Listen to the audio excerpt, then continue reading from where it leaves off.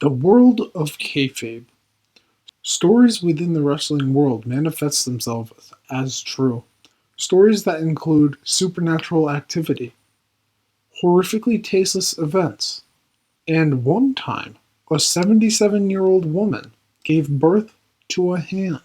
Death, crime, and other powerful circumstances surround the wrestling industry, as told by the wrestling industry on weekly television and pay-per-view events. But how bad are these circumstances? That's where I come in, the purveyor of truth, to find out what is right and what is wrong in kayfabe. Hello, everybody. Welcome to In Kayfabe, where everything mentioned happens specifically in the world of wrestling. I'm joined here by MGB Graham, a father, a podcaster, a fan of everything. As this is kayfabe, that was really difficult in the intro to stop laughing. We've just been laughing for the last 5 minutes. And you do a serious intro, and then suddenly I guess we better put on our game faces. Thank you for having me today. I appreciate it, Micah. No problem. Graham, what's your knowledge of kayfabe?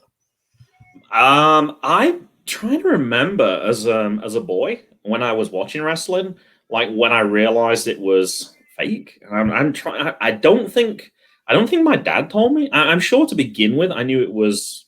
I thought it was real, like most people who grew up in the 80s did. Because at that point, there's no news sheets, there's no internet, there's none of that stuff. But I'm sure probably around the age of 9 or 10, you start to realize that can't really happen, can it? That doesn't make a lot. And this is just British wrestling as well, which is way, way lower than American wrestling. And I don't know if I spoilt it for my boys, but for my youngest one, I think my wife was concerned to letting them watch wrestling. My 4-year-old, when he started watching, I told him day one, I was like, you can watch this, but I need you to know this is fake.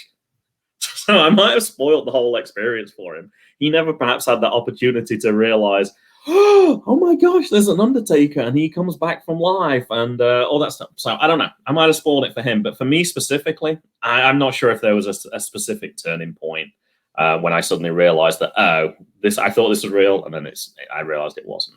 As always, we're going to go through a past, present, and future kayfabe event and determine the real life outcomes of those events. And of course, we're going to start with the past. And we're going to begin with the Undertaker's attempted murders. Now, yes, there are many of them, probably over 25, but we had to keep this under 25 minutes. So we're gonna stick with 3. So we're gonna start off with the Undertaker drowning Paul Bearer in cement at the 2004 Great American Bash. Now this happened in Norfolk, Virginia. Was that deliberate that you picked this one as one of your 25? Nothing here is a coincidence. Okay. Capital murder, according to Virginia's state law, is willful, deliberate, and premeditated killing of a person under certain conditions, such as murder for hire, or if the murder was committed during a kidnapping, rape, or robbery. Now, Paul Bearer, if you did not know, is strapped by the Dudley Boys in this container. Mm-hmm. So I would say that is kidnapping. He is currently being kidnapped. He's on the top of the ramp. He's on the stage. He's being held against his will at the very least. Yes, and the match between the Dudley Boys and Undertaker was to determine the fate of Paul Bearer. And at the end of the match, Undertaker won, and the fate of Paul Bearer was still death.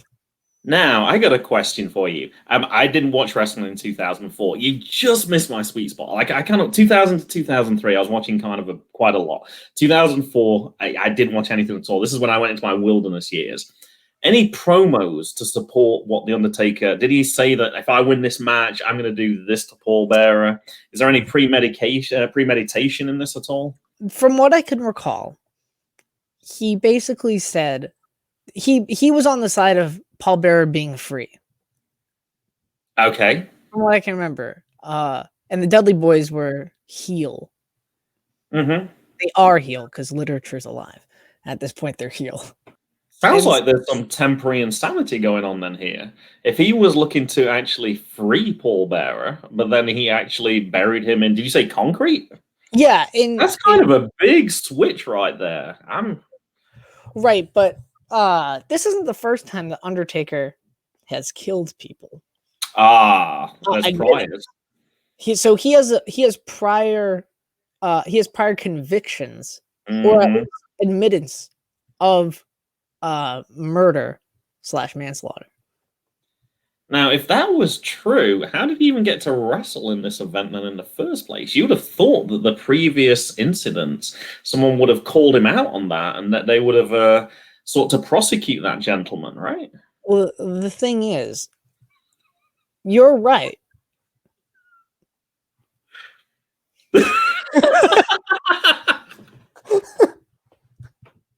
Brad, this isn't even the first strike. Like, you have 3 strikes and you get 25 years or whatever. It sounds like he hasn't had a single strike at this point. If no one's ever Right. corrected him for his poor behavior, how would he even know?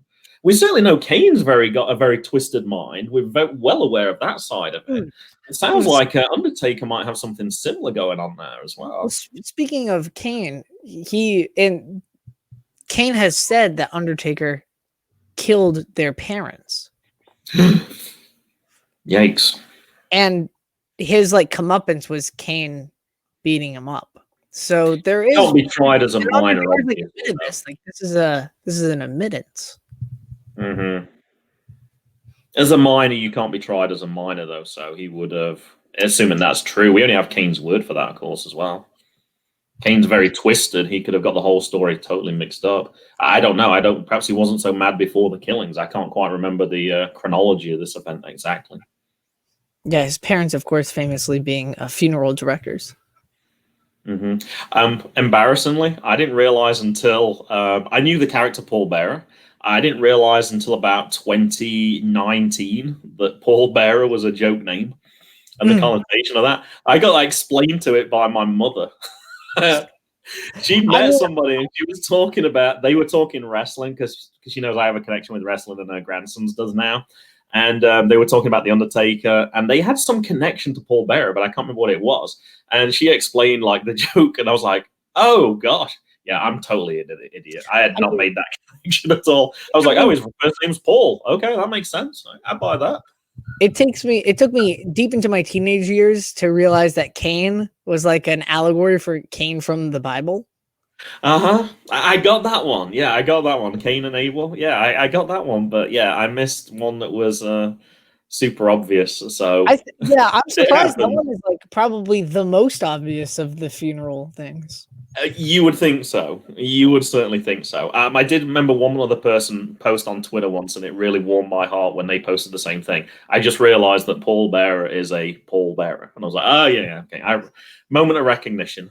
But yeah, we're few and far between people who are that stupid they don't notice, obviously. And Vince likes a cheap laugh anyway. It should have been. It happens somehow. Well, capital murder and under Virginia Code 18.2-25 is a class 2 felony, and if convicted, as 20 years to life in prison and a fine up to $100,000. I think he can afford the $100,000. I don't think that's going to be of any consequence to him at all. But yeah, certainly the jail time would be the hardest part for sure. Yeah, how would an undead zombie survive in jail? Would he? Because if he's an undead zombie, wouldn't life just be eternity? That's a good question. You'd have to put him in solitary as well. You can't just put him in a regular prison. You can't have him with a roommate or anything. He'd have to be in a single cell. You'd have to put him, away from the general population. There'd be a lot of things that you would need for if you were going to incarcerate him. That's for sure. Undertaker's from Death Valley. It's crossing state lines. It's a federal crime right there. Mm-hmm. That's 40 to life as well. And we're only looking at just one incident right now. You just said that there's several other things to consider as well. At WrestleMania 15, after he beat Big Boss Man. Inside Hell in a Cell, he hung Big Boss Man from Hell in a Cell, which happened in either Philadelphia or Pittsburgh. We'll say Philadelphia right now. Attempted murder, solicitation, or conspiracy to commit murder, where seriously bodily injury occurs, carries a maximum penalty of 40 years in prison. How does that work when you have Big different felonies in different states? Yeah. How does that? How do you decide where he would actually be sentenced? I'm not sure how. I'm not very good with American law for things like that. So I think that he would be states here. He would be sentenced if it would be multiple, then probably a federal. But if it was just like a specific one, probably in that state penitentiary. Okay. Another one. Unfortunately, I thought I'd gone back and watched all the WrestleManias. I guess I don't remember that. I don't remember that. You'd think I would remember somebody being hung from a cage. I do not remember a hanging at all. Happened in '99, so right before you shot. The year before I moved to the States, yeah. So, I've gone back, and I think that's one I might try and avoid. Then, if I watch I was trying to watch them all with my sons when I got the chance. I think I might avoid that one. Then that doesn't sound that one doesn't sound very well. I guess it's not the PG era, so I guess that would make sense. Yeah, very much Attitude Era. Mm-hmm. That one sounds pretty clear cut. Like you can't accidentally hang somebody like that. Yeah, but the good thing is that Big Boss Man wrestled, so it wasn't serious bodily injury. So maximum penalty for attempted murder is 20 years in prison. So just an attempted hanging, but but with adding all the other factors in as well and previous cases, it's starting to mount up. It's not looking very good for this man. And the last one, King of the Ring 1998, the famous Mick Foley match, where he threw Mick Foley off the cell, but also threw him through the cell. Yeah.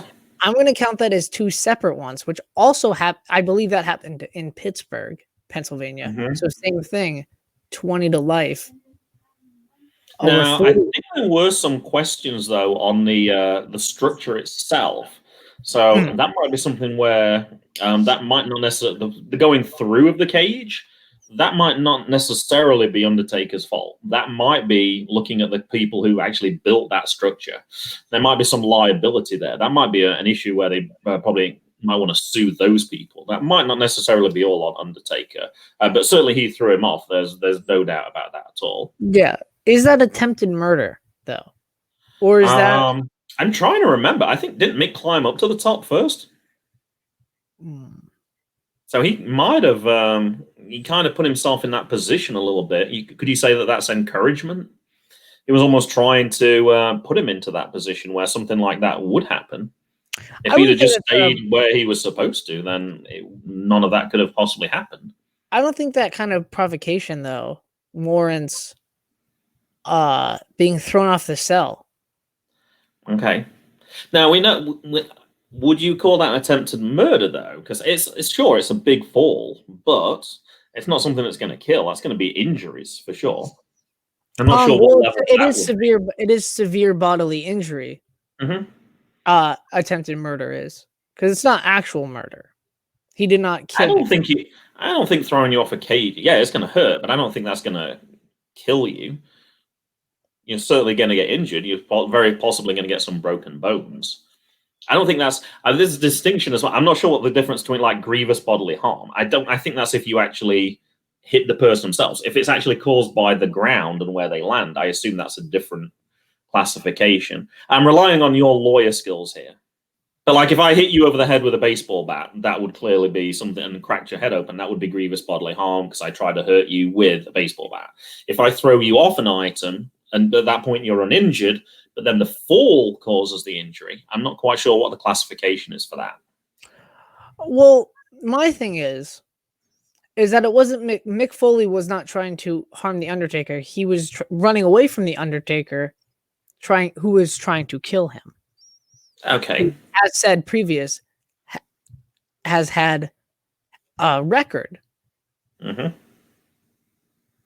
And so being thrown off was the culmination of this frightful young boy trying to not die, Because he's very valiant. He got up, he finished the match. He did. Probably not very wise to, but he certainly did. He certainly did finish the match. It's obviously a very dangerous incident when you're being thrown off the top of a cage. Obviously, Mick Foley's had some prior history with very dangerous events, though. I'm sure he's been thrown off similar things. Balconies, probably, I'm going to guess. I know he's been through tables. I know he's had incidents with fire, barbed wire, lots of other things that are considered very dangerous as well. So, yes, he did willingly sign up for this match, of course. He chose to be in the match with somebody who. So you're saying that WWE is not WWF at the time not liable for any of the damages, because not only Mick Foley is going to have long-term psychological and medical effects after just from being thrown off. Think about how many concussions you can get from the TV monitor that you hit, and then you fall into the ground. And you're trying to get up because you're trying to continue the match. Could he sue in civil court for like severe assault and battery? It certainly did affect it. I was going to say, we'll never know from all the different bumps that he took throughout his career. I would consider that must be one of the biggest ones. I'm trying to think of one that would be more significant than being thrown from the top of that cage. And I can't think of one. And obviously we know things like he had hip surgery. He was in a lot of pain in later life from things like that. So there's certainly evidence to show that he did suffer injury from that, not surprisingly. So would you convict The Undertaker, or would you let him free? It's tough. A lot of these people knew what they were getting into. They agreed to have those types of matches. They knew what he was like. And I think after that first match, after that first incident that you've talked about, that first death that he's caused, if that goes unpunished, how can you then punish all the subsequent ones after that? That would seem kind of hypocritical. I think looking back, obviously, you would say, hindsight's a wonderful thing. The answer from 2021 would be absolutely, yes, you would definitely punish him. But in that time frame when all those things happened, it was a lot less frowned upon. Those actions were actually applauded by a lot of the people who witnessed these events as well. Would you say that all fans there are accomplices to murder? Whew, that's a good one. They were definitely encouraging, weren't they? They were definitely promoting that type of behavior. And definitely egging them on to carry on doing those types of things. That would be definitely very difficult to prosecute that many people. And I'm sure that you don't necessarily I'm sure records weren't kept very well for those times. Like now, if you buy a ticket through Ticketmaster and you buy it on your credit card, you've probably got some sort of record of all those people. I don't know during that time whether such good records would exist. You probably just show up at the box office and you hand over however many dollars it was to go see that event at that time. Well, that's going to do it for the past. Let's bring it to the present. The present being, of course, the relationship between All Elite Wrestling and Impact Wrestling. Because Tony Khan on Impact Wrestling's paid advertisements keeps saying that he could file injunctions against both Don Callis and Kenny Omega for breaching contract. Are they breaching contract by Kenny Omega being an executive vice president, not just being an on-screen wrestler? He has on-screen been an executive vice president. Is he breaching that contract of his front office role? That's very difficult to know without seeing the small print for things like that. It seemed my initial instinct for that would be no. Like, you see plenty of wrestlers from AEW appearing on different organizations, and they actively encourage it. They kind of promotes their brand in a different place, and I think that makes a lot of sense. I actually just watched some independent wrestling over the weekend, Mission Pro Wrestling, which is Thunder Rosa's organization. And for example, there's people like Big Swole wrestling there. A lot of the ladies who are wrestling on, not always on Dynamite necessarily, but certainly on the Dark Show as well. So it seems like they don't have a problem with people performing on other organizations, and they see it as actually boosting their own brand. You're getting free advertising when you're wrestling in another place. So it would seem like that would be okay. It seems, once again, it seems hypocritical if you're allowing it for other wrestlers, but you're not allowing it for Kenny, unless his contract is different from every other wrestler they have on their roster. Say Joey Janela, who does those spring break events. Yeah. Joey Janela does not work for the company. Like, he is not, because an executive vice president is, in a sense, an employer. Joey Janela is not an All Elite Wrestling employer. Mm-hmm. He's in a different place in the hierarchy. Yes. I got you. Like a member of the Elite, Hangman Page, or not the Elite, whatever you believe, could wrestle somewhere else because he has no leadership management role within the company. Same with Chris Jericho. He might be best friends with them. He might know everybody. He might be a recommendation, but he does not have the responsibilities of an executive. I certainly hear what you're saying, and there's certainly no precedent from any of the other people who you've talked about within that group, as far as I can remember, appearing on any other organizations at all recently. So it certainly seems on the face of it that, yeah, Kenny perhaps is in breach then on that basis. Why would Tony Khan want to lie about something like that either? Well, Tony Khan, being an on-screen, has been on All Elite Wrestling on-screen once during the Brody Lee thing, but has been on Impact 4 or 5 times. Yeah, he's been on a few times. Yeah. And he keeps saying he could file an injunction, but he's choosing not to out of the kindness of his heart. So there is something there. He's choosing not to. He's allowing this to happen. If it wasn't true, I'm sure that if it wasn't that, if anything that Tony was saying wasn't true, of course, Kenny could obviously get the contract out and show him and say, look, that's not what it says on my contract, which makes me think that contract is correct. And Tony, like you said, is just making the decision to not follow through with that right now. If it was a false accusation, though, Kenny could show him the contract, right? You could show everybody, hey, look, this is what it actually says on my contract. And if it wasn't true, could Kenny Omega then sue Tony Khan for defamation? If that was true, then yes, he certainly could. He hasn't mentioned it, which makes me think that the contract is true. Why would he want his name running through the dirt like that? That wouldn't make any sense, would it? When you're their world champion and you're a highly sought after property, obviously WWE would love to have had Kenny Omega a couple of years ago, but they didn't get that chance. He could jump ship instantly. If he ever decided or they suddenly parted ways, he could jump straight in. WWE would take him in a heartbeat. Yeah, Tony Khan must not see Impact Wrestling as a threat to exclusively sign Kenny Omega. I think that's true. I don't think they are a threat. But at the same time, they do have some very useful pieces that could definitely strengthen the AEW brand if he bought it, for example, like he has talked about in one of those advertisements. That brings up a whole different thing that will be discussed on a different episode. But yeah, just like you, the present's a gift and the present's over. So the future of kayfabe. As we all know, right now we're living through very difficult times of no or limited fan events.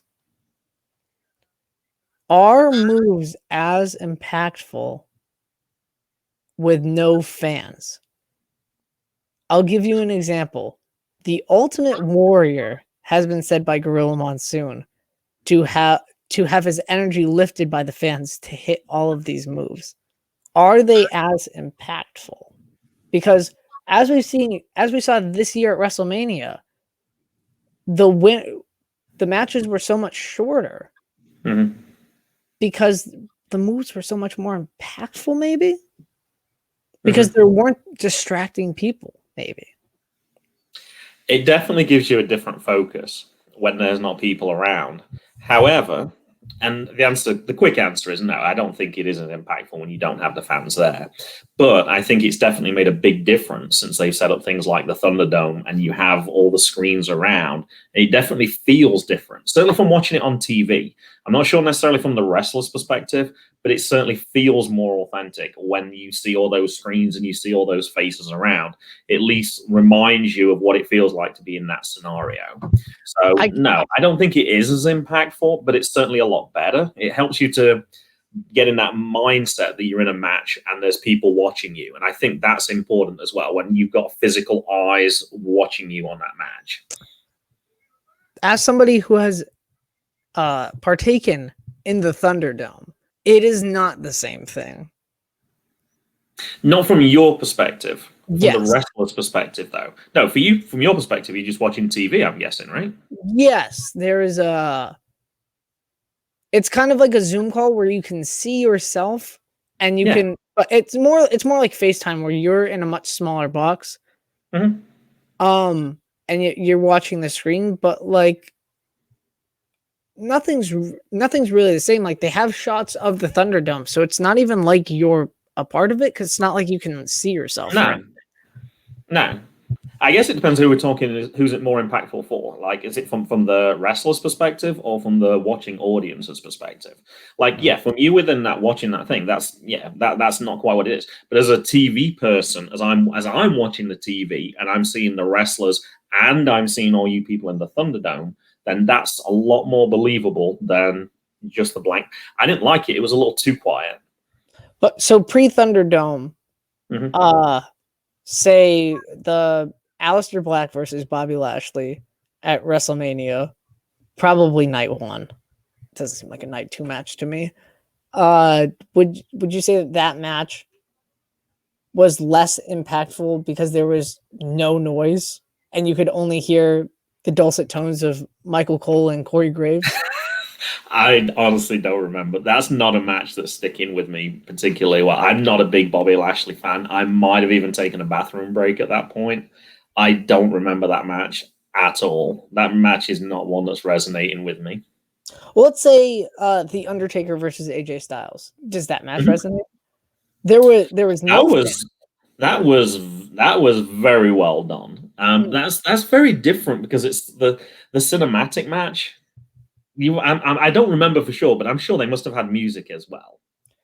I believe the Undertaker did have entrance music. Right. Yeah, I can't imagine it just being like a silent film. So that obviously adds to the character of that as well. So that might not be necessarily the best example to use for that one. I was trying to think of another match that I can kind of remember a little bit better. The Charlotte Flair Rhea Ripley match. I know that was one that was on the recent PWI actually made one of the top 3 of best matches of last year. I don't remember specifically now as I think back to it thinking, this is good, but it would have been so much better if there was. I kind of got into the match. I think it depends on the quality of the match. I think that's really important. If the match is good, then you're not going to care about necessarily what's going on around. You're going to be focused on the wrestlers, not noticing that, oh, there's some gaps over here. Whereas if the match is something that's not really grabbing your attention or it's poorly set up, or there's botches in the matches and things like that, that's when you're going to notice all the other things that are missing from it because you're not enjoying the matches quite as much. So the greatest match of all time, the greatest match in history, Randy Orton versus Edge at Backlash 2020. Would you say that had fans piping in? That had ring announcements from rest in peace Howard Finkel. Would you say then that match was impactful because there was a fan presence? If I didn't know you better, because I know that you like to push buttons, like my co-host, I know you like to mention Cody Rhodes whenever you get the chance, because you know that that's one of his little triggers. I can't stand that match. I was one of the few people that did not like that match, and I was bored by that match.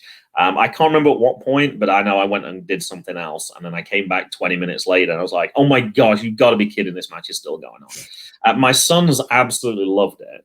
And I did not like that match at all. I can't give you a particularly good reason.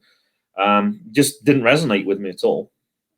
I have a very different I have different matches. I know your co-host talks about this as well. Derek's talked about the fact that some of the things that he really likes, he understands that not everybody else always necessarily likes them. I kind of feel that with a lot of the matches as well. Just because I like a match, I know that not everyone's suddenly going to go around, oh yeah, we absolutely love that match as well. And opposite, if I hate a match, I know that not necessarily everyone's going to hate that match. So that's not a great match for me to consider. I was not impressed with that match at all. But it's the greatest match of all time. They told us.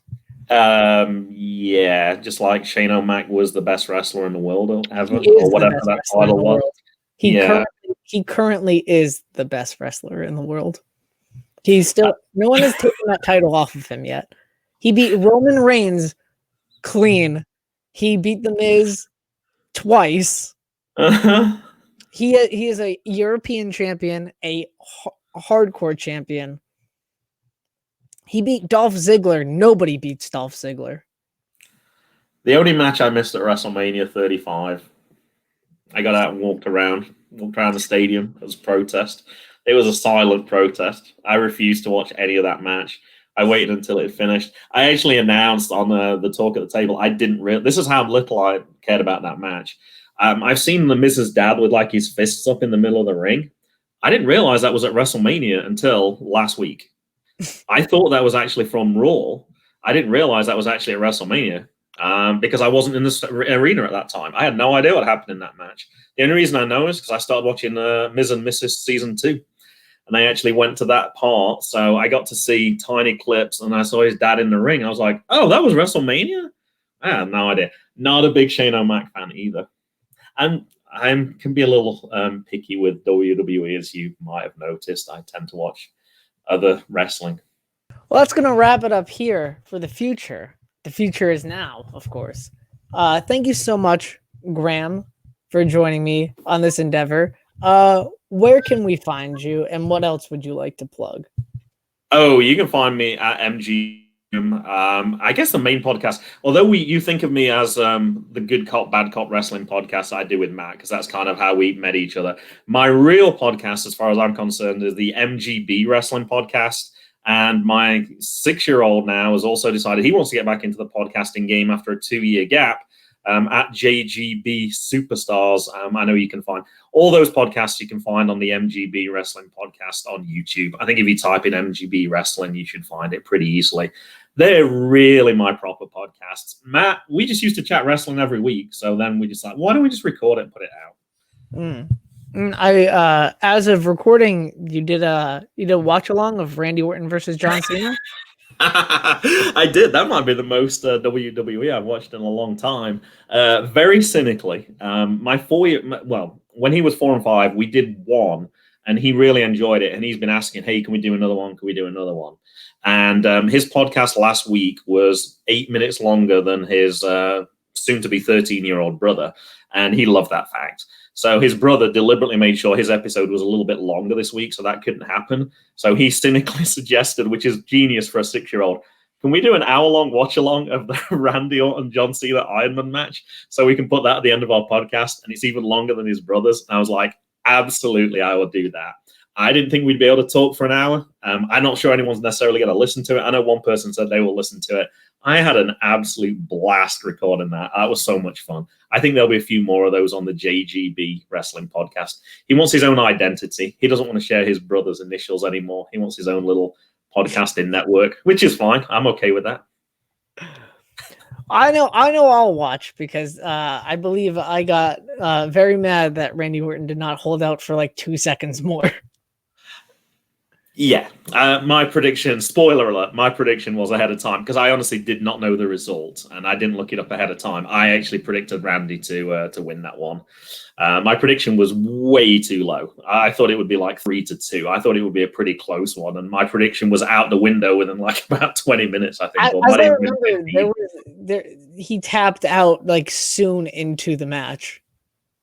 Yeah, that was an interesting point. I still think though, and I'm not sure, having not seen it before, and we didn't have the sound on. I was going to put like an earbud in so I could listen to what they were saying on commentary. So, and having never seen that match before, I don't know. My theory was that he tapped out so he wouldn't be in a lot of pain.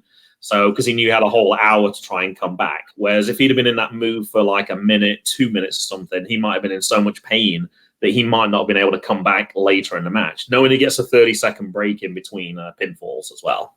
So I don't know if that's true or not, but that was my theory when I recorded with Jackson. Sounds about right. Well, it did look pretty weak, though. It was like 2 seconds. I'm like, come on. I think I can hold out for longer than that. But hey. Well, that's going to wrap it up here. Thank you so much, everybody. And join us next time where we talk in Kayfabe.